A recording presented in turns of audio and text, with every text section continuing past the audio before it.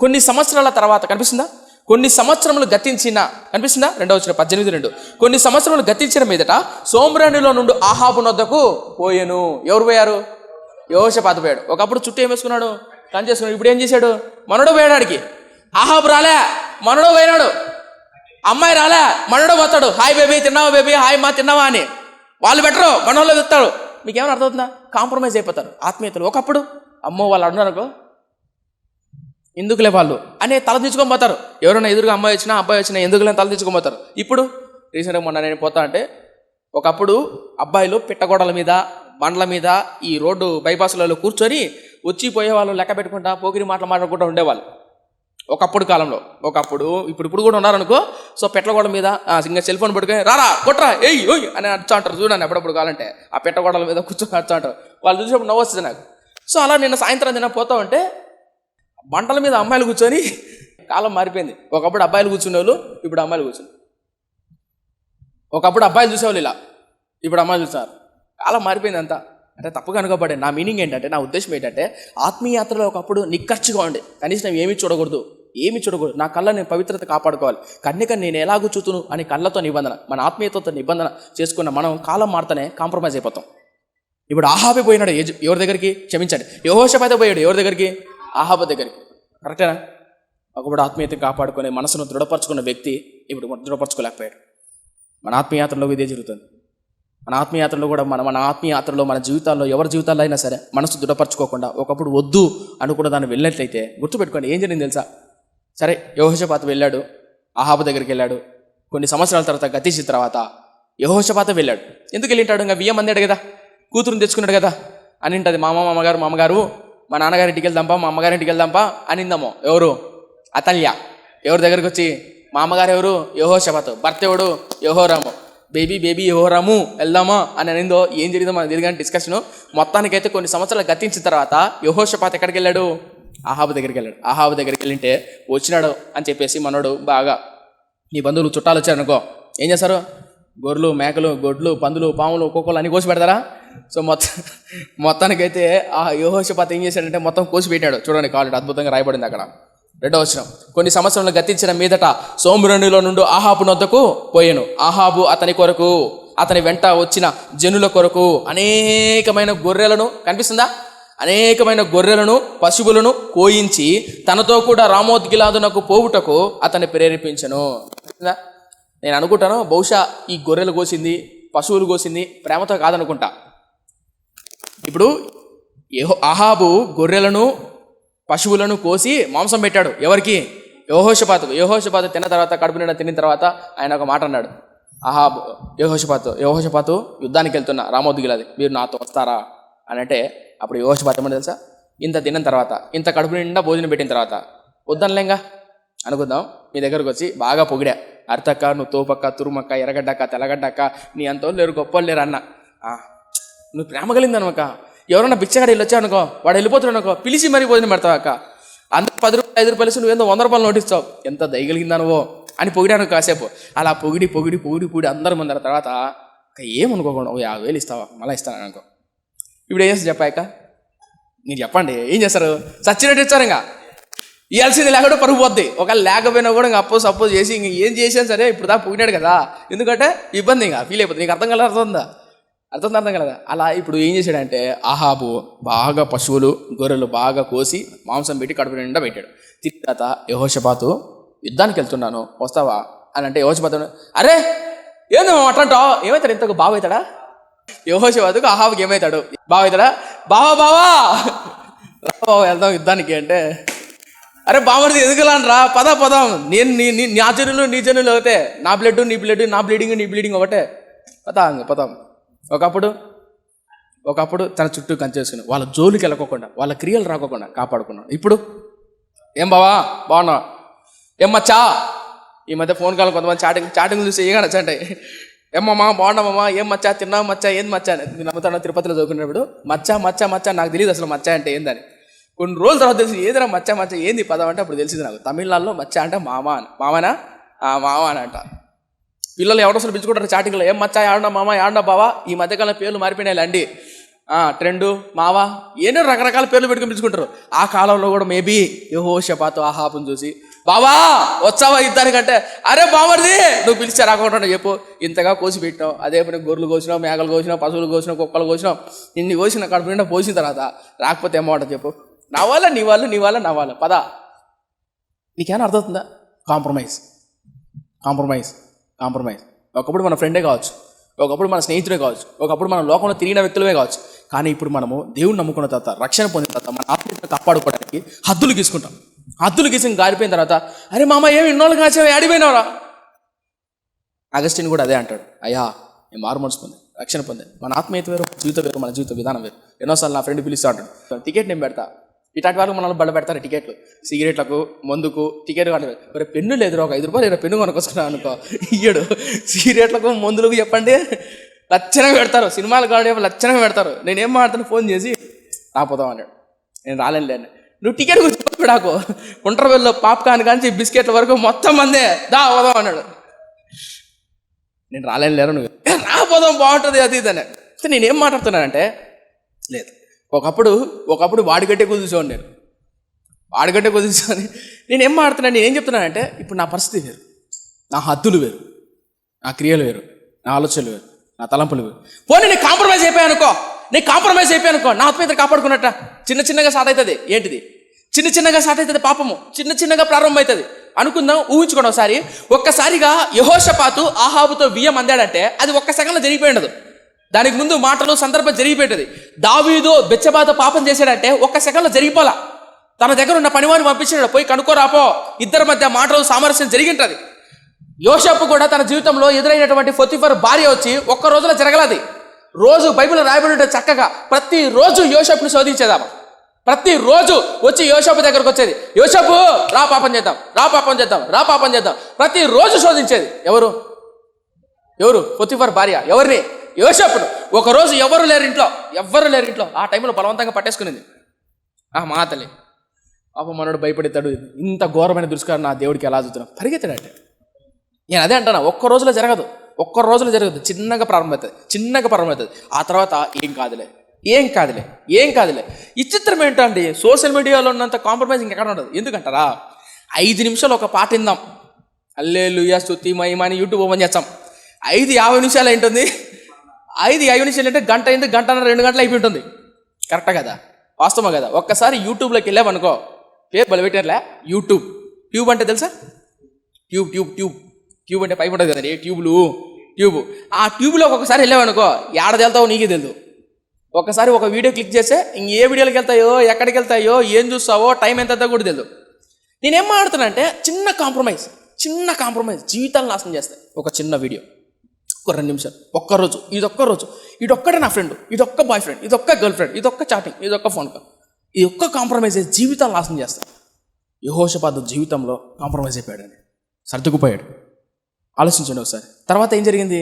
ఒక 9 సంవత్సరాల తర్వాత గతించిన తర్వాత వెళ్ళిన తర్వాత కడుపు నిండా భోజనం పెట్టాడు. మామా లేదా బావా యుద్ధానికి వస్తావా అంటే, బామర్ది నాది నీది నాది ఒకటే దోస్తు, మచ్చా మామా బావా. అవును, ఇంతగా అమ్మాయిలు ఏమైనా పిలుచుకుంటారు నాకు తెలీదు. అబ్బాయిలు మాత్రం మావా, బచ్చా, మచ్చా, బావా అని పిలుచుకుంటారు. మీరేం పిలుచుకుంటారు? హాయ్ హౌ ఆర్ యూ అని పిలుచుకుంటారా? సరే, మొత్తానికి ఏం పిలుచుకుంటారు నాకు తెలియదు. అమ్మాయిలు అయితే మొత్తానికైతే బాయ్స్ పిలుచుకున్నప్పుడు ఇలా సర్దుకుపోవడం, కాంప్రమైజ్ అయిపోవడం. మళ్ళీ ఇతను గుర్తుపెట్టుకోండి, ఆత్మీయత విషయంలో కాంప్రమైజ్ అయిపోకండి. A.W. టోజర్ అని ఒక దైవజనుడు ఒక మాట అంటాడు, అద్భుతమైన స్టేట్మెంట్. ఈ స్టేట్మెంట్ నాకు బాగా నచ్చింది. A.W. టోజర్ అని ఒక దైవజనుడు ఏమంటాడంటే, A.W. టోజర్ అనే దైవజనుడు బక్సింగ్ గారు, ఒకప్పుడు అమెరికా, ఇంగ్లాండ్ దేశంలో రేడియోలో సువార్తలు ప్రకటించి అద్భుతమైన సేవ చేసిన దైవజనుడు A.W. టోజర్ అనే దైవజనుడు. ఆ దైవజనుడు ఒక మాట అంటాడు, a carnal Christian better than the compromise Christian అంటాడు. కార్నల్ క్రిస్టియన్ అంటే శరీరానుసారమైనటువంటి క్రైస్తవుడు ఉంటాడే, రక్షణ పొందని క్రైస్తవుడు అనుకుంటాడు కదా, వాడి ఈ కాంప్రమైజ్ అయిపోయిన క్రిస్టియన్ కంటే ఈ కార్నల్ క్రిస్టియన్ వాడు చాలా ఉత్తముడు. కాంప్రమైజ్ అయిపోయినామనుకో అంత దారుణంగా దిగదారిపోతాం. కాంప్రమైజ్ అయిపోయామనుకో చిన్నగా అది ఎక్కడికో వెళ్ళిపోతుంది, భయంకరమైన మరణం. మీకు తెలుసా, యెహోషాపాతు ఇక్కడ కాంప్రమైజ్ అయిపోయాడు. ఇప్పుడు యుద్ధానికి వెళ్తున్నా, చూడండి, చదువుదాం. 3వ వచనం. ఇశ్రాయేలు రాజైన ఆహాబు యూదా రాజైన యెహోషాపాతును చూసి అంటే ఎవరిని చూసి? ఇప్పుడు యెహోషాపాతు ఏమవుతాడు? బావ అవుతాడు కదా, బామర్ది యెహోషాపాతు చూడు యెహోషు బామర్దిని చూసి, ఎవరు చూసి? ఆహాబు చూసి, నీవు నాతో కూడా రామోత్గిలాదుకు వచ్చేదవా అని అడగగా ఇలా అడిగిండలే. అంటే నేను స్పీడ్గా గట్టిగా చదువుతున్నాను కానీ ప్రేమగా మర్యాదగా ఉజ్జగించి, బామర్ది చూద్దాం, బామర్ది లేదా యెహోషాపాతు, నేను నీవు నాతో కూడా రామోత్గిలాదుకు వచ్చేదవా బామర్ది అని అడిగినాడు. అప్పుడు యెహోషాపాతు, బావా కదా, నేను నీ వాడు బావా, నా జనులు నీ జనులు బావా, నా గుండెకాయ నీ గుండెకాయ బావా, నా ఇల్లు నీ ఇల్లే బావా. అంతే కదా చూడండి ఏముండవు. చూద్దాం 4వ యెహోషాపాతు, నేను నీ వాడను, నా జనులు నీ జనులు, మేము నీతో కూడా యుద్ధమునకు వచ్చేదమని చెప్పాను. మరియు యెహోషాపాతు ఇశ్రాయేలు రాజుతో, నేను యెహోవా యొద్ద సంగతి విచారణ చేయుదము రండి అనగా, ఇశ్రాయేలు రాజు 400 మంది ప్రవక్తలను సమకూర్చి తలపై ఎదురుగా అర్థం చెప్తా. నేను ఈ ప్రవక్తల గురించి మాట్లాడట్లే కానీ ఇప్పుడు నేను ప్రవక్తల గురించి మాట్లాడను, ఎందుకంటే అది లేట్ అయిపోతుంది. నేను జస్ట్ కేవలం ఇక్కడ మాట్లాడేసి నేను మూవ్ చేస్తాను. దేవుడి చిత్తమైన తర్వాత మనం ధ్యానం చేద్దాం. ఇక్కడ నేను చెప్పదలుచుకున్న విషయం ఏంటంటే, ఏ కాంప్రమైజ్ క్రిస్టియన్, ఒక్కసారి నువ్వు కాంప్రమైజ్ అయిపోతే కనుక, ఒక్కసారి కనుక నువ్వు రాజీ పడితే కనుక నీ ఆత్మీయత పాడైపోతుంది, నీ జీవితాలు పాడైపోతాయి. ఒక మాట చెప్తాను, భయంకరమైన మాట. ఈ పదాన్ని గుర్తుపెట్టుకోండి. యెహోషాపాతు ఆత్మీయుడే కదా, తన మనసును దృఢపరచుకున్నాడా, చుట్టూ కంచె వేసుకున్నాడా, రక్షణ పొందాడా? రక్షణ మన భాషలో మాట్లాడుకుందాం. ఒక ఆత్మీయుడు రక్షణ పొందేటాడు, చుట్టూ కంచె వేసుకుంటాడు. అమ్మో, ఎప్పుడు చూసినా దేవుడు, భక్తి, ప్రార్థన, ఆత్మీయత ఉంటుందా? ప్రతిరోజు సాయంత్రం వాళ్ళ ఇంట్లో గృహకోడిక ప్రార్థన చేసుకోవడం, కుటుంబం కలిసి ప్రార్థన చేసుకోవడం ఉంటుందా? కాలం మారుతున్న కొద్దీ కాంప్రమైజ్ అయిపోయాడు. మనోడే వెళ్ళాడు ఎవరి దగ్గరికి? బావ దగ్గరికి. మనోడే వెళ్ళాడు ఆహాబు దగ్గరికి. వెళ్ళిన తర్వాత పెట్టిన తర్వాత యుద్ధానికి వెళ్తావా అని మాట. ప్రశ్న, యెహోషాపాతు రాజీ పడ్డాడా లేదా? రాజీ పడ్డాడా? ఇంతకు యెహోషాపాతును అంతకంతకు అభివృద్ధి పరిచింది ఎవరు? దేవుడు. రాజీ పడ్డం గురించి ఒక ప్రవక్త ఎంత భయంకరంగా మాట్లాడుతుందో తెలుసా అండి? యెహెజ్కేలు రాసిన పత్రిక చూడండి, యెహెజ్కేలు గ్రంథం. యెహెజ్కేలు గ్రంథకర్త, యెహెజ్కేలు ప్రవక్తతో దేవుడు భయంకరమైన మాట్లాడతాడు. ఏమని మాట్లాడతాడంటే, యెహెజ్కేలు చూడు వాళ్ళు ఎలా కాంప్రమైజ్ అయిపోయారు, వాళ్ళు ఎలా నడుచుకున్నారు. 16వ అధ్యాయం యెహెజ్కేలు గ్రంథం చూడండి. ఈ వచనాలు చదివించి ముగిచ్చేస్తున్నాం. యెహోషాపాతు కాంప్రమైజ్ అయిపోయాడు కదా. మీరు అనుకుంటారు చాలామంది, కాంప్రమైజ్ అయిపోతే ఏం కాదన్నా, ఒక చిన్న విషయంలో రాజీ పడితే ఏమవుతుంది? 16వ అధ్యాయం మొదటి నుంచి. ఏ గ్రంథం ఇది? యెహెజ్కేలు గ్రంథం. యెహెజ్కేలు ఎవరు? మళ్ళీ ఎనికి రావద్దని యాజకుని కొడుకు. ఇప్పుడు యాజకుని కొడుకు ఎక్కడున్నాడు? బానిసత్వంలో ఉన్నాడు, బబులోను ప్రాంతంలో ఉన్నాడు. ఆ బబులోను ప్రాంతంలో ఉన్నటువంటి యెహెజ్కేలుతో దేవుడు మాట్లాడుతున్నాడు. ఏమని మాట్లాడుతున్నాడు చూడండి, 16వ అధ్యాయం మొదటి నుంచి. మరియు యెహోవా వాక్కు నాకు ప్రత్యక్షమై ఇలాగు సెలవిచ్చెను. నాకంటే ఎవరికిడా? యెహెజ్కేలుకు చెప్తుంది. సాక్షాత్తు దేవుడైన యెహోవా యెహెజ్కేలు దగ్గరకు వచ్చి, యెహెజ్కేలు అని ఇలా చెప్తున్నాడు. ఏం చెప్తున్నాడు తెలుసా? చూడండి 2వ వచనం. నరపుత్రుడా, యెరూషలేము చేసిన హేయ కృత్యములను, ఎవరు చేసిన? యెరూషలేము చేసిన హేయ కృత్యములను దానికి తెలియజేసి నీ ఇలాగు ప్రకటింపుము. ఒకసారి తలపైకి ఎత్తండి. యెరూషలేమును ఎవరు పరిపాలిస్తున్నారు? ఇప్పుడు మనం యెహోషాపాతు కాలంలో యెరూషలేమును ఎవరు పరిపాలిస్తున్నారు? ఆహాబా. యెరూషలేము ఎక్కడ ఉంటుంది? కింద పైన? యూదారాజు కింద. యూదారాజు రాజధాని ఏది? ఏందండి ఈ చిత్రం చూసారు? యూదారాజు రాజధాని ఏంటి? యెరూషలేము ఎక్కడ ఉంటుంది? మరి పైన అన్నారు ఇందాక. నేనేమంటానంటే, యెరూషలేము పైన కింద ఎవరు పరిపాలిస్తున్నారు? ఇంక అర్థం కాలేదా? చూపిస్తుంది. ఇప్పుడు పైన కనిపిస్తుంది సార్, ఇక్కడ కింగ్డమ్ ఆఫ్ ఇజ్రాయెల్ కనిపిస్తుందా? సమరియా కనిపిస్తుందా? స్టార్ గుర్తు కనిపిస్తుందా? కనపలేదా? ఇది రాజధాని. ఇది నార్థన్ కింగ్డమ్, అంటే ఉత్తర రాజ్యం రాజధాని. ఏది? సమరియా. ఈ సమరియా అనే పట్టణాన్ని, ఈ సోమ్రి అనే పట్టణం అన్నా సమరియా అన్న ఒకటే. అయితే ఈ సోమ్రిని కట్టింది ఎవరు? ఓమ్రి తర్వాత ఆహాబు దాన్ని ఇంకా డెవలప్ చేశాడు. గుర్తుంది కదా. ఇప్పుడు దక్షిణ రాజ్యం అంటే ఏంటి? యూదా రాజ్యంలో మెయిన్ పట్టణం ఏది? జెరూసలేము. ఇంగ్లీష్లో జెరూసలేం అంటారు, తెలుగులో యెరూషలేం అంటారు. అర్థమవుతుందా? ఇప్పుడు యెహెజ్కేలు ప్రవక్త 2వ అధ్యాయం చూడండి, 16వ అధ్యాయం 2వ వచనం. నరపుత్రుడా, యెరూషలేము చేసిన హేయ కృత్యములు. ఎవరు చేసిన హేయ కృత్యములు? ఇప్పుడు పైన కింద. ఇప్పుడు ఎవరు పరిపాలిస్తారు? కింద బతికించారు నన్ను. అర్థమవుతుందా? యెహోషాపాతు పరిపాలించాడు. ఇప్పుడు యెహెజ్కేలు అంటే నేనేం మాట్లాడుతున్నానంటే, కొన్ని 10 సంవత్సరాల తర్వాత, కొన్ని సంవత్సరాల తర్వాత యెహోషాపాతు చనిపోయినా, యెహోరాము చనిపోయిన హిజ్కియా, యోషియా, వీళ్ళందరూ మనష్షే వీళ్ళందరూ చనిపోయిన తర్వాత, బానిసత్వం వెళ్ళిపోయిన తర్వాత యెహెజ్కేలు ప్రవక్త బబులోనులో ఉంటాడు. ఆ బబులోనులో ఉన్నప్పుడు చెప్తాడు, వీళ్ళెందుకు ఇక్కడ బానిసగా వెళ్ళిపోయారు, వీళ్ళెందుకు ఇక్కడ శపింపబడ్డారు, వీళ్ళెందుకు ఇంత భయంకరమైన శ్రమల గుండా వెళ్తున్నారో అన్న విషయం చెప్తున్నాడు యెహెజ్కేలు.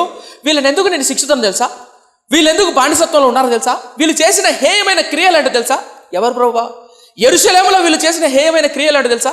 ఇంతకు యెరూషలేమును ఎవరు పరిపాలిస్తున్నారు, యెహోషాపాతు పరిపాలిస్తున్నాడు, దానికి ముందు ఆసా పరిపాలించాడు, దానికి ముందు అబియా పరిపాలించాడు, దానికి ముందు రెహబాము, ఇలా పరిపాలించాడు. చదివాను కదా, గుర్తుంది కదా. ఇలా పరిపాలిస్తున్నారు. తర్వాత యెహోషాపాతు తర్వాత యెహోరాము పరిపాలిస్తాడు, యెహోరాము తర్వాత హిజ్కియా, మనష్షే, వీళ్ళందరూ పరిపాలిస్తారు. వీళ్ళందరూ ఎలా పరిపాలించారో తెలుసా, ఎలా పరిపాలించారో తెలుసా యెహెజ్కేలు, ఎలా పరిపాలించారో తెలుసా నరపుత్రుడా, ఎలా ప్రభువా, ఇప్పుడు చూద్దాం 2వ వచనం నుంచి. ఇంతకు అర్థమైందా, అర్థం కాలేదా? ఇప్పుడు చెప్పండి, యెరూషలేము కింద ఉందా పైన ఉందా? కింద ఉంది. యెరోబాము పైన ఉన్నాడు, కింద క్షమించాడు. ఆహాబు పైన కింద, యెహోషాపాతు పైన కింద. అంటే ఇప్పుడు ఈ మాటలు ఎవరు చెల్లుతాయి, యెహోషాపాతు చెల్లుతాయి. ఎవరి గురించి రాబడింది, యెరూషలేము గురించి. నాట్ ఓన్లీ యెహోషాపాతుకు ఒక్కరికే కాదు, కింద ఎవరైతే పరిపాలిస్తున్న రాజులు ఉంటారు కదా, వాళ్ళు చేసిన క్రియలన్నింటినీ సారాంశంగా చెప్తున్నాడు. ఏం చెప్తున్నాడు చూడండి, 16వ అధ్యాయం 2వ వచనం. నరపుత్రుడా, యెరూషలేము చేసిన హేయమైన క్రియలు లేదా హేయ కృత్యములు దానికి తెలియజేసి నీవిలాగు ప్రకటింపుము, ప్రభువైన యెహోవా యెరూషలేమును గురించి ఈ మాట సెలవిచ్చుచున్నాడు. ఎవరి గురించి, యెరూషలేము గురించి. అంటే పైన కింద. ఎన్నిసార్లు అంటావు పైన కింద అంటారేమో, మళ్ళీ పైన కింద అని గాలిలో గీతలు కాకండి, కింద. రైట్, చూడండి 3వ వచనం. ప్రభువైన యెహోవా యెరూషలేమును గురించి ఈ మాట సెలవిచ్చుచున్నాడు, నీ ఉత్పత్తియు నీ జనమును కానానీయుల దేశ సంబంధమైనవి, నీ తండ్రి అమోరీయుడు, నీ తల్లి హిత్తీయురాలు. ఒక్క నిమిషం, 6వ వచనం నుంచి చూద్దాం. 6వ వచనం నుంచి చూద్దాం, 6వ వచనం నుంచి బాగుంటుంది. అయితే నేను నీ యొద్దకు వచ్చి రక్తములో పొర్లుచున్న నిన్ను చూసి నీ రక్తములో పొర్లి ఉన్న నీవు బ్రతుకుమని నీతో చెప్పి తిని, నీవు రక్తములో పొర్లి ఉన్నను బ్రతుకుమని నీతో చెప్పి తిని, మరియు నేల నాటబడిన చిగురు వృద్ధి అవునట్లు నేను నిన్ను వృద్ధిలోనికి తేగా, నీవు ఎదిగి పెద్దదానివై ఆభరణ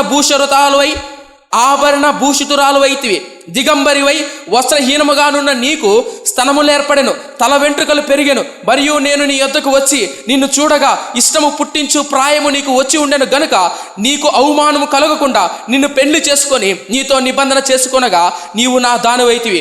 ఇదే ప్రభువైన యెహోవా వాక్కు. కాస్త అర్థం చెప్తా. యెహెజ్కేలు, ఇర్మియా, హోషేయ ప్రవక్త యొక్క ప్రవచనాలు అర్థమయ్యే దానికోసం కాస్త చెప్తా, వినండి, చాలా జాగ్రత్త వినండి. ఏం చెప్తున్నాడంటే, యెహెజ్కేలు నరపుత్రుడా, నీ కోసం చెప్తున్నా, వెళ్ళి యెరూషలేం ప్రజలకు చెప్పు.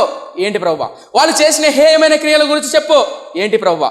దాని తండ్రి అమోరీయులు, దాని తల్లి హిత్తీయులు అని మాట్లాడుతున్నాడు. దాని జోలికి వెళ్తే మళ్ళీ లేట్ అయిపోతుంది. నేను చెప్పాలనుకున్న మీ ఉద్దేశం ఏంటంటే, ఆ తర్వాత చెప్తూ యెహెజ్కేలు నీ కోసం తెలుసా, నేను నిన్ను రక్తంలో పొర్లుచుండగా. 6వ వచనం చూడండి. అయితే నేను నీ యొద్దకు వచ్చి, నేను అంటే ఎవరేడా? దేవుడని యెహోవా చెప్తున్నాడు. నీ యొద్దకంటే ఎవరి యొద్దకంటే ఈ యెరూషలేము ఉందే, ఇశ్రాయేలు ప్రజలు ఉండారే, అబ్రహాము సంతానం ఉందే, అబ్రహాము సంతానం దగ్గరికి దేవుడు వచ్చి అనుకుందాం, అబ్రహామా రా దీవిస్తా అని అబ్రహాంతో దేవుడు అన్నాడా? లేదు, అబ్రహామే యెహోవా నేను నిన్ను దీవిస్తా అన్నాడా? దేవుడు అబ్రహాం దగ్గరకు వచ్చాడు. అర్థమవుతుంది చెప్పేది? దేవుడే, సాక్షాత్తు దేవాది దేవుడే ఇశ్రాయేలు ప్రజలు ఎన్నుకొని నువ్వు నీ రక్తంలో పొర్లుచుండగా. అర్థం కదా? అప్పుడు పట్టించుకున్న నాదుడు లేడు. చిన్న బిడ్డ తల్లి గర్భం నుంచి బయటకు వచ్చింది. ఆ పొర్లుతుంటారు, ఏమంటారు, ఆ ఉమ్ము కానీ అదంతా ఉంటుంది కదా. అలా పొర్లుతున్నప్పుడు ఎవడు పట్టించుకునే టైంలో దేవాతి దేవుడే వచ్చి, చూడండి కావాలంటే అద్భుతంగా రాబట్టి 6వ వచనం. ఇప్పుడు నేను చెప్పింది పొరలో పెట్టుకోండి. 6వ వచనం. అయితే నేను నీ యొద్దకు వచ్చి రక్తంలో పొర్లుచున్న నిన్ను చూచి నీ రక్తంలో పొర్లి ఉన్న నీవు బ్రతుకమని నీతో చెప్పి తిని, నీవు నీ రక్తంలో పొర్లి ఉన్న బ్రతుకమని నీతో చెప్పి తిని. 7వ వచనం. మరియు నేల నాటబడిన చిగురు వృద్ధి అవునట్లు నేను నిన్ను వృద్ధిలోనికి తేగా, నువ్వు ఎదిగి పెద్దదానివై ఆభరణ భూషితురాలు వైతివి, దిగంబరివై వస్త్రహీనంగా ఉన్న నీకు స్తనములు ఏర్పడను, తల వెంట్రుకలు పెరిగాను. తల పైకి అసలు అబ్రహాము గొడ్డువాడు. సంతానం ఉందా అబ్రహాంకు? అబ్రహాం సంతానం ఉందా? అబ్రాహాం సంతానం ఉందా? లేదు. అబ్రాహాంకు దేవుడు వాగ్దానం చేశాడు, అబ్రామా నేను నీ బిడ్డలు ఇస్తా. ఇచ్చాడు దేవుడు, ఇచ్చాడు. ఆ ఇస్సాకును దీవించాడు, అంచెలంచెలకు దీవించాడు. ఇస్సాకు ఎక్కడికి పోయినా సరే, ఎక్కడ బావులు దూగినా సరే నీళ్లు. యాకోబును దీవించాడు, 12 గోత్రాలు బానిసత్తులు ఉన్నారు. బానిసత్తుల నుంచి అద్భుతమైనటువంటి కానాను దేశాన్ని ఇచ్చాడు, అద్భుతమైనటువంటి అంగరంగ వైభవంగా పాలు తేనెలు ప్రవహించే దేశాన్ని ఇచ్చాడు. ఇచ్చాడా లేదా? అలా ఇచ్చిన తర్వాత న్యాయాధిపతులు, రాజులు, అద్భుతమైన రాజ్యాలు, అద్భుతంగా సొలొమోను వైభవం, అంగరంగ వైభవంగా దేవుడు నిర్మించాడు లేదా? అలా ఇచ్చిన తర్వాత, అలా నీకు స్థనములు ఏర్పడిన తర్వాత, అంటే ఏం మాట్లాడుతున్నాడంటే దేవుడు ఒక స్త్రీతో పోలుస్తున్నాడు. సంఘాన్ని కావచ్చు, పరిచర్ని కావచ్చు, ఇశ్రాయేలు జాతిని స్త్రీతో పోలుస్తున్నాడు. ఏమంటున్నా అంటే నీకు స్థనములు ఏర్పడిన తర్వాత, నీకు తల వెంట్రుకలు పెరిగిన తర్వాత, నువ్వు పెద్దదాని అయిన తర్వాత చక్కగా తయారయ్యావు. ఒకప్పుడు రక్తంలో పొర్లుతున్నావు, ఎవడు పట్టించుకోలే. ఆ రక్తంలోంచి తీసే నేను నాటా, నిన్ను పెంచా, నిన్ను పెద్ద చేశా. ఈ రోజు పెద్దదాని వయసు స్థనములు ఏర్పడిన తర్వాత, తల వెంట్రుకలు వచ్చిన తర్వాత నేను నిన్ను పెళ్లి చేసుకున్నా. ఎందుకంటే నీకు అవమానం కలగకూడదని. బజారు ధనమనో వాళ్ళ పేరునో వీరి పేరు తలకోకుండా నిన్ను నా దానిగా చేసుకున్నా. నేను నీతో నిబంధన చేశా. ఏంటంటే నేను కలిసి ఉందాం, నేను నీకు తోడై ఉంటా, నేను దీవిస్తా, నేను ఆశీర్వదిస్తా, నేను నిన్ను చూసుకుంటా అని అద్భుతంగా ఆశీర్వాదకరంగా ఇశ్రాయేలుతో దేవుడు వాగ్దానం చేశాడు, నిబంధన చేశాడు. అయితే ఇప్పుడు నిబంధన చేయబడిన తర్వాత ఇశ్రాయేలు ప్రజలు ఏం చేశారు తెలుసా? చూడండి, 9వ వచనం చదువుతాం. 9వ వచనం నుంచి అద్భుతంగా అర్థమవుతుంది. అప్పుడు నేను నీళ్లతో నిన్ను కడిగి నీ మీదున్న రక్తమంతయు తుడిచి నిన్ను నూనెతో అంటి. ఒకటి తలపకిందండి. 9వ వచనం చూడండి, మళ్ళీ చదువుతాను. అప్పుడు నేను నీళ్లతో నిన్ను కడిగి నీ మీదనున్న రక్తమంతయు తుడచి నిన్ను నూనెతో అంటి. ఒక తలపైతే కొంతమంది బైబిల్ పండితులు ఇక్కడ నూనె రక్తము ఉంది చూసారా, నీళ్ళతో కడిగాడు, తర్వాత నూనెతో అంటి అని చూసారా. కొంతమంది బైబిల్ పండితులు ఏమంటారంటే ప్రభు తన రక్తంతో కడిగి, తన వాగ్దానంతో కడిగి, నూనె అంటే దేవుని వాక్యం, ఆ దేవుడి వాక్యాన్ని అంటి, దేవుని వాక్యం అనే ధర్మశాస్త్రం నీకు ఇచ్చి, నీకు అని అర్థం కదా, పోలుస్తున్నాడు. యెహెజ్కేలు ప్రవక్తకు ఇలా చెప్తున్నాడు, అయ్యో మీ ప్రజలు అనగా ఇశ్రాయేలు ప్రజలు ఇలా పాపంలో పొర్లుతుంటే నేను వాళ్ళని నీళ్ళతో కడిగి నూనెతో అంటి, అనగా వాళ్ళని కడిగి పవిత్రపరిచి పరిశుద్ధపరిచి వాగ్దానాలు చేసి, ఆ తర్వాత నూనె అంటే దేవుని వాక్యం, ఆ వాక్యాన్ని ధర్మశాస్త్రం మీకు ఇచ్చి, చూడండి ఏం జరిగిందో. 9వ వచనం. అప్పుడు నేను నీళ్లతో నిన్ను కడిగి నీ మీదున్న రక్తమంతయు తుడచి నిన్ను నూనెతో అంటి విచిత్రమైన కుట్టు పని చేసిన వస్త్రము నీకు ధరింపజేసి తిని, సన్నైన ఎర్రని చర్మముతో చేయబడిన పాదరక్షకులు నీకు తొడిగించి తిని, సన్నపు అభినార బట్టలు నీకు వేయించి తిని, నీకు పట్టుబట్ట ధరింపచేసి తిని, మరియు ఆభరణముల చేత నిన్ను అలంకరించి నీ చేతికి కడియములు పెట్టి నీ మెడకు గొలుసులు తగిలించి నీ చెవునకు ముక్కులకు పోగులు నీ తలకు కిరీటమును పెట్టించి తిని, ఈలాగు బంగారుతో వెండితో నేను నిన్ను అలంకరించి. ఎవరు అలంకరించారట? నేను నిన్ను అలంకరించి. నేనంటే ఎవరిడా? దేవుడు ఇశ్రాయేలు ప్రజలు అలంకరించి. 13వ వచనం. ఈలాగు బంగారుతోనూ వెండితోనూ నేను నిన్ను అలంకరించి సన్నపు అవిసెనారయు బట్టను విచిత్రపు కుట్టు పనియు గల బట్టలను నీకు ధరింపజేసి గోధుమలను తేనెయు నూనెయు నీకు ఆహారం ఇయ్యగా. ఏంటంటే తెలుసా? నీవు మిక్కిలి సౌందర్యవతివై రాణి అగునంత అభివృద్ధి నొందితివి. తలపై ఎందుకు అసలు చెప్తా. దేవుడు ఇంతలా అంగరంగ వైభవంగా ముక్కులు కమ్మలు కడియాలు అన్నీ వేశాడు. మనం ఒకసారి యూట్యూబ్లో చూసా, ఒక అమ్మాయి ఎట్టుందంటే తెల్లగా ఉంది, ఈ కండురెప్పలు ఉంటుంది సరే ఇలా అంటే అంత అద్భుతంగా ఉంది. అయిపోయిన తర్వాత ఆ వీడియో యూట్యూబ్ వీడియో అనమాట, చేసిన తర్వాత ఏంటంటే మొత్తం క్లీన్ చేశారనమాట.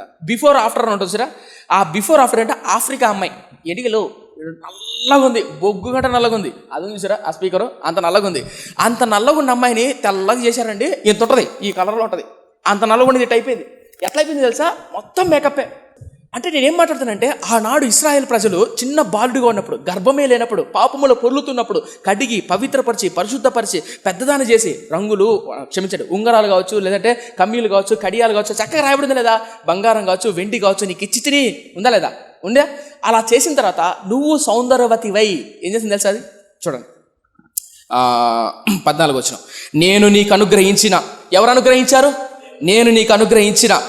చూడండి, నేను 13వ వచనం. ఈలాగు బంగారుతోనూ వెండితోనూ నేను నిన్ను అలంకరించి సన్నపు అవిసెనార బట్టయు విచిత్రపు కుట్టు పని గల బట్టలను నీకు ధరింపజేసి గోధుమలు నూనెయు నీకు ఆహారం ఇయ్యగా నువ్వు మిక్కిలి సౌందర్యవతివై రాణి అగునంత అభివృద్ధి నొందితివి. 14. నేను నీకు అనుగ్రహించిన నా ప్రభావము చేత నీవు సౌందర్యమును పరిపూర్ణము కాగా అన్యజనులు దాన్ని చూచి నీ కీర్తి ప్రశంసించుచూ వచ్చిరి. ఇదే ప్రభువైన యెహోవాకు. అయితే నీ సౌందర్యమును నీవు ఆధారము చేసుకొని నీకు కీర్తి వచ్చినందున నీవు వేశ్యవై దారిన పోవు ప్రతి వానితో బహుగా వ్యభిచరించుచు వచ్చితివి. పిలిచిన వానితో నెల్లా పోగుతివి. మరియు నీ వస్త్రములో కొన్ని తీసి చిత్రముగా అలంకరింపబడిన ఉన్నత స్థలములకు ఏర్పరిచి వాటి మీద పండుకొని వ్యభిచారము చేసేటివి. అట్టి కార్యము ఎంత మాత్రము జరగకూడదు. అట్టివి ఇక్కడ జరగు. ఒక స్థలపై మీకేమైనా అర్థమవుతుందా? రక్తంలోంచి పొర్లుతున్న రక్తంలోంచి తీసింది ఎవరు? దేవుడు. దాన్ని అలంకరింపజేసి పెద్దదాన్ని చేసి ఆరోగ్యాన్ని, ఐశ్వర్యాన్ని, అభివృద్ధిని, ప్రభావాన్ని ఇచ్చింది ఎవరు? దేవుడు. అయితే ఇప్పుడంట ఆ స్త్రీ లేదా ఆ ఇశ్రాయేలు జాతి లేదా ఆ ఇశ్రాయేలు వ్యక్తి లేదా క్రైస్తవులలో పడే కొంతమంది వ్యక్తులు ఆ సౌందర్యాన్ని, ఆ ప్రభావాన్ని ఆధారము చేసుకొని అన్య జనుల దగ్గరికి వెళ్ళి వ్యభిచరించుచున్నారు. నా ప్రశ్న, యెహోషాపాతును అంతకంతకు దీవించింది ఎవరు? దేవుడే. యెహోషాపాతు చుట్టూ కంచె వేసుకున్నాడా? యెహోషాపాతును అంతకంతకు దీవించింది ఎవరు? ఆశీర్వదించింది ఎవరు? దేవుడే. ఇప్పుడు యెహోషాపాతు ఎక్కడికి వెళ్ళాడు? ఆహాబు దగ్గరికి వెళ్ళాడు. మీకేమైనా అర్థమవుతుందని చెప్పేది? ఎవరి దగ్గరికి వెళ్ళాడు? ఆహాబు. అలా ఎత్తున గుర్తుపెట్టుకో. మన ఆత్మీయ యాత్రలో ఆరోగ్యాన్ని, యవన కాలంలో రక్షణ వస్త్రాన్ని, వాక్యాన్ని ఇచ్చిన దేవుణ్ణి వదిలిపెట్టి అన్ని జనులకి అదే లోకాన్ని అనుసరించడం, సోషల్ మీడియా అనుసరించడం, వారలా బతకడం ఎంతవరకు కరెక్ట్? ఎంతవరకు వాక్స్? ఆ తర్వాత ఇంకా అద్భుతమైన భయంకరమైన మాటలు ఉంటాయి. నేను చదివించట్లా. సర్వసాధారణంగా వ్యభిచారం తీసుకున్న వాళ్ళు, వ్యభిచారం చేసేవాళ్ళు డబ్బు ఇచ్చి తమ శరీరాన్ని అమ్ముకుంటారు. కానీ అంట ఇశ్రాయేలు ప్రజలంట వీళ్ళే ఎదురు డబ్బు ఇస్తారంట. అర్థం కాలేదా? అర్థమైందా? అర్థందా? అంటే నేను ఏం మాట్లాడుతానంటే, యెహెజ్కేలు ప్రవక్తతో కొన్ని 100 సంవత్సరాల తర్వాత, ఇంచుమించు కొన్ని సంవత్సరాల తర్వాత యెహెజ్కేలు ప్రవక్తతో బాధపడుతున్నాడు. దేవుడు చెప్పి, నరపుత్రుడా, ఇశ్రాయేలు ప్రజలు ఎలా బతికారు తెలుసా? ఏం చేశారు తెలుసా? ఇలా చేశారు. నేను పెంచితే, నేను పోషిస్తే ఇలా చేశారు వాళ్ళు అని బాధపడుతున్నాడు దేవుడు. ఈరోజు క్రైస్తవుల్లో చాలామంది కాంప్రమైజ్ అయిపోతున్నారు. ఎందుకు ఇదంతా చెప్పానంటే, కాంప్రమైజ్. ఎప్పుడైతే నువ్వు రాజీ పడతావో లోకంతో, సోషల్ మీడియాతో, సమాజంతో, ఆత్మీయతలో పతమైపోతావు. ఇచ్చింది ఎవరు? అభివృద్ధి పరిచింది ఎవరు? దేవుడు. నేను సౌందర్యవంతునిగా నీలో ప్రభావాన్ని నింపింది ఎవరు? దేవుడు. ఈరోజు చాలామంది సేవకులు కూడా, పరిచయం చేసే పరిచారకులు కూడా, ప్రాముఖ్యంగా సేవకులు ఎవరని వాక్యాన్ని వింటైతే దేవుడు ప్రభావాన్ని ఇచ్చి, సేవనిచ్చి, పరిచర్యిస్తే దేవుడు కొంచెం వాడుకోగానే, కొంచెం దీవించగానే గర్వపడి అన్యజనులకి వెళ్ళి నాకు ఇంకా అంతా వచ్చు, నాకు ఇంకా అంతా తెలుసు అని దేవుడి మీద ఆధారపడుకోకుండా వాళ్ళ జ్ఞానాన్నో, వారి తెలివితేటనో, వారి వేదాంతానో, వారి వాక్యాన్నో, వారి స్వరాన్నో ఆధారం చేసుకొని పాడుతూ ఉంటారు, బోధిస్తూ ఉంటారు. ఇంకర్థవుతుందా? అలా చేస్తూ చేస్తూ చేస్తూ భయంకరమైన హేయమైన క్రియలు చేస్తూ ఉంటారు. మీకు ఏమైనా అర్థమవుతుందని చెప్పేది? అందుకని అలా వాళ్ళు పతనం అయిపోయారు. యెహెజ్కేలు ఆ తర్వాత లైన్ ఉంటుంది, అద్భుతంగా చూడగలరు, చూపిస్తా. ఇది ఒక వచ్చిన ముగిచ్చేస్తున్నా చూడండి. 17 16 నేను నీకిచ్చిన బంగారుయు వెండియునైన ఆభరణములు తీసుకొని నీవు పురుష రూప విగ్రహములు చేసుకొని వాటితో వ్యభిచరించింది. మరియు నీ విచిత్ర వస్త్రములను తీసి వాటికి ధరింపజేసి నా తైలమును, నా ధూపమును వాటికి అర్పించింది. మీకేమైనా అర్థమవుతుందా? నా తైలని, నా తైలం అంటే దేవుడిచ్చాడు. అది ఈ ఆరోగ్యము, ఈ యవ్వనము, ఈ బలము, ఈ శరీరము ఎవరిచ్చారు? దేవుడిచ్చాడు. అయితే నువ్వేం చేసావు తెలుసా? ఏ అమ్మాయికో, ఏ అబ్బాయికో, ఏ చాటింగ్, సోషల్ మీడియాకో తగలగట్టేశావు. యెజబెలు ఏం చెప్తే అది. కానీ రాజ్యం వచ్చింది ఎవరు? దేవుడు. ఇది అదే అంటున్నాడు. ఏమంటారు తెలుసా? ఇశ్రాయేలు జాతిని యెరూషలేము పట్టణం వాళ్ళు చేసిన అప్పగియాలన్నిటిని, నరపుత్రుడా, కొన్ని సంవత్సరాల కిందట వాళ్ళు ఏం చేశారు తెలుసా? నేను ఇచ్చిన నా ధూపమును, నా నూనెను ఏం చేశారు తెలుసా? విగ్రహాలు కల్పించారు. ఆదివారం సమయం కావచ్చు, మందిరానికి వెళ్ళాల్సిన సమయం కావచ్చు, యవ్వన కాలంలో పవిత్రమైన జీవితం కావచ్చు, సమయాన్ని కావచ్చు, అబ్బాయికి ఇచ్చి, అమ్మాయికి ఇచ్చి, చూడరా నేను ఇచ్చిన రక్షణను, నేను ఇచ్చిన ఆత్మీయతను ఏం చేస్తున్నారు చూడండి. 18 మరియు నీ విచిత్ర వస్త్రములను తీసి వాటికి ధరింపజేసితివి, నా తైలమును, నా ధూపమును వాటికి అర్పించితివి. భోజనముకై నేనిచ్చిన ఆహారమును, గోధుమ పిండిని, నూనెను తేనెను తీసుకొని ఇంపైన సువాసన కలుగునట్లు నీవు ఆ బొమ్మలకు అర్పించితివి. అలాగూ జరిగిన కదా, ఇదే ప్రభువైన యెహోవా వాక్కు. మరియు నీవు నాకు కనిన కుమారులను, కుమార్తెలను ఆ బొమ్మలు మృంగివేయినట్లు వాటి పేరట వాటికి వధించితివి. ఏంటంట మీకైనా అర్థమవుతుందా? వాటికి వధించితివి. నీ జారత్వము చాలకపోయినని నా పిల్లలను వధించి వాటికి ప్రతిష్ఠించి అప్పగించితివి.